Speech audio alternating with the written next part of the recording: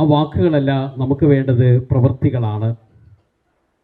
നമ്മുടെ മാതാവിൻ്റെ മുറ്റത്ത് വന്ന് ഒത്തിരിയേറെ വാഗ്ദാനം നൽകിയവർ നമുക്കുണ്ട്. 10 മിനിറ്റ് മുതൽ 3 ആഴ്ചകൾ വരെ അകന്ന് ഇപ്പോഴും കളി കാണുന്നവരുമുണ്ട്.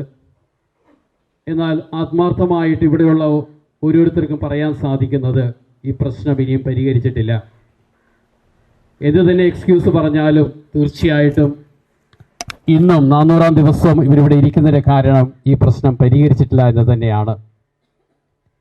ഇനിയെങ്കിലും രാഷ്ട്രീയ പാർട്ടികളുടെ നേതാക്കളുടെ കണ്ണുകൾ തുറക്കണമെന്നും ഇലക്ഷന് മുമ്പെങ്കിലും ഈ പ്രശ്നം പരിഹരിക്കപ്പെടണമെന്നാണ് ഞങ്ങൾ ഓരോരുത്തരും ആഗ്രഹിക്കുന്നത്.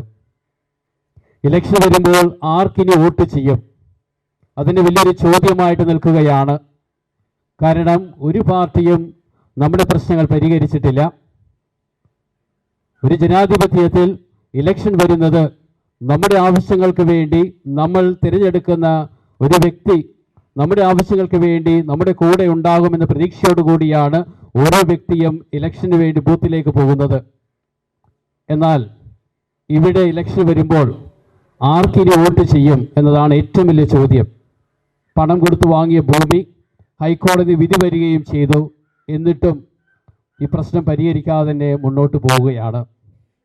ഈ ഒരു അവസരത്തിൽ ഈ 610 കുടുംബങ്ങളിൽ നിന്നും ഈ കഴിഞ്ഞ ദിവസങ്ങളിൽ ഒത്തിരി ചോദ്യങ്ങൾ എന്നോട് ചോദിക്കുകയുണ്ടായി.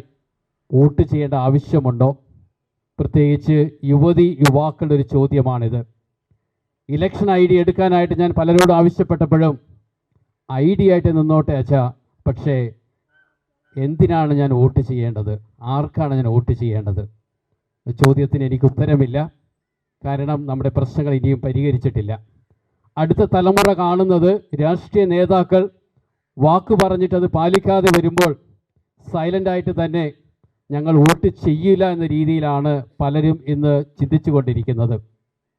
എനിക്കറിയാം 610 കുടുംബങ്ങളിലും പലരും ചിന്തിക്കുന്നത് ഒന്നില്ലെങ്കിൽ ഇലക്ഷൻ ബഹിഷ്കരിക്കുക, അല്ലെങ്കിൽ നോട്ട് ചെയ്യുക, ഇനി എന്തെങ്കിലും ഒരു തേർഡ് ഓപ്ഷൻ നമുക്ക് ഉണ്ടോ എന്ന ചിന്ത കൂടി പലർക്കും വന്നുകൊണ്ടിരിക്കുകയാണ്.